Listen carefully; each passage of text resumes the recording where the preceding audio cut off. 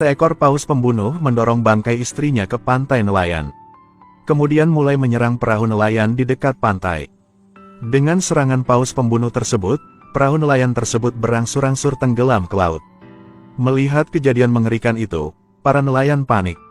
Karena hingga saat ini, mereka belum pernah melihat paus pembunuh menyerang manusia. Ternyata, tujuan dari paus pembunuh ini adalah untuk membalas dendam pada pria tua itu.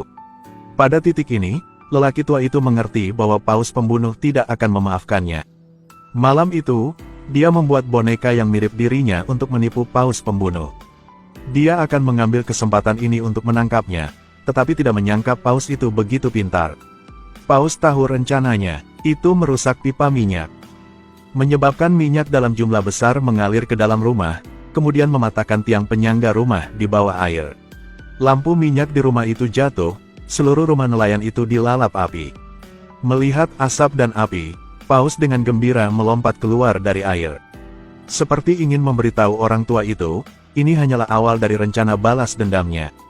Keesokan harinya, paus diam-diam pergi ke rumah lelaki tua itu, tanpa ragu, langsung menabrak tiang rumahnya.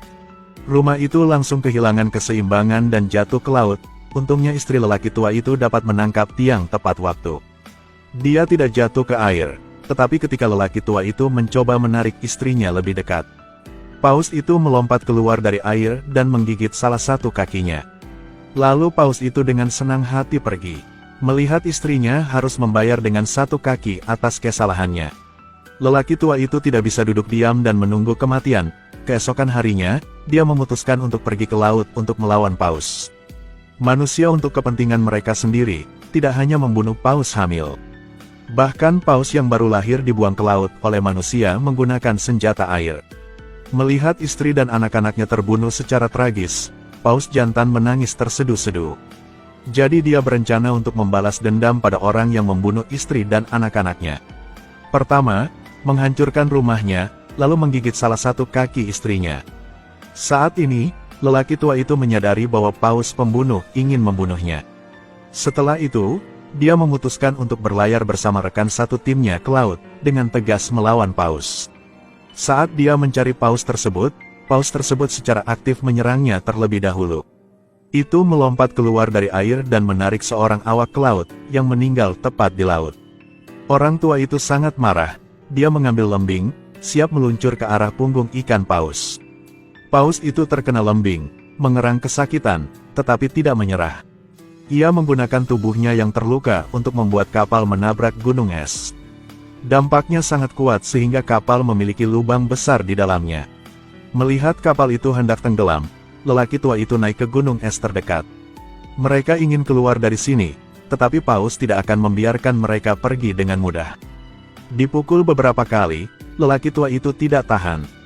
Kemudian, paus mendorong gunung es itu menjauh, tidak memberi kesempatan kepada lelaki tua itu untuk melarikan diri. Melihat paus itu mendekat, wanita itu melemparkan pistolnya ke pria tua itu. Tetapi paus itu tidak memberi kesempatan kepada lelaki tua itu untuk menggunakan senjata itu, ia langsung menyelam ke dalam air. Ia melompat ke punggung lelaki tua itu, menekan ujung gunung es yang lain menyebabkan lelaki tua itu terangkat ke seberang arah sisi lain dari gunung es. Setelah berjuang beberapa saat, lelaki tua itu tidak tahan lagi dan melepaskannya. Tetapi paus pembunuh tidak langsung memakannya, ia terus berenang di sekitarnya. Sampai lelaki tua itu dibekukan oleh air dingin, paus itu menggunakan ekornya yang besar untuk memukulinya sampai mati. Film ini telah berakhir. Film ini memberi kita pelajaran. Benar-benar berhenti untuk keuntungan Anda sendiri untuk menyakiti hewan. Mencintai hewan berarti mencintai alam, juga mencintai diri sendiri.